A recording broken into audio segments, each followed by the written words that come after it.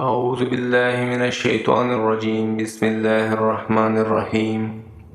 رسول اللہ صلی اللہ علیہ وآلہ وسلم نے فرمایا، اگر تم اپنے وارثوں کو اپنے پیچھے مالدار چھوڑ جاؤ تو یہ اس سے بہتر ہے کہ تم انہیں محتاج چھوڑو کہ لوگوں کے سامنے ہاتھ پھیلاتے پھرے۔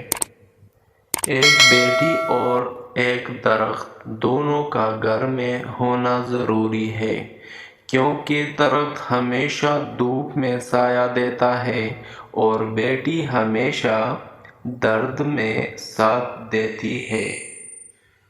رسول اللہ صلی اللہ علیہ وآلہ وسلم نے فرمایا، جب بھی کوئی مسلمان شخص اسے پڑھ کر دعا کرے گا تو اللہ تعالیٰ اس کی دعا قبول فرمائے گا۔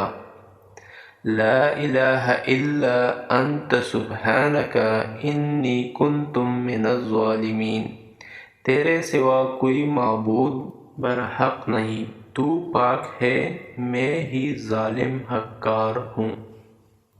رسول اللہ صلی اللہ علیہ وآلہ وسلم نے فرمایا، اللہ تعالیٰ کے لیے بعض لوگ ایسے ہیں جیسے کسی کے گھر کے خاص لوگ ہوتے ہیں۔ صحابہ رضی اللہ تعالیٰ عنہ نے عرض کیا، وہ کون لوگ ہیں؟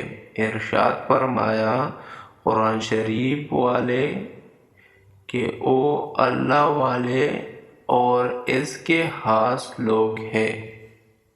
حدیث نبوی صلی اللہ علیہ وآلہ وسلم ہے، بے شک قیامت کے دن درجہ اور مرتبہ کے لحاظ سے سب سے برا وہ آدمی ہوگا جس کے شر سے بچنے کے لیے لوگ اس سے کنارہ کشی کر لیں۔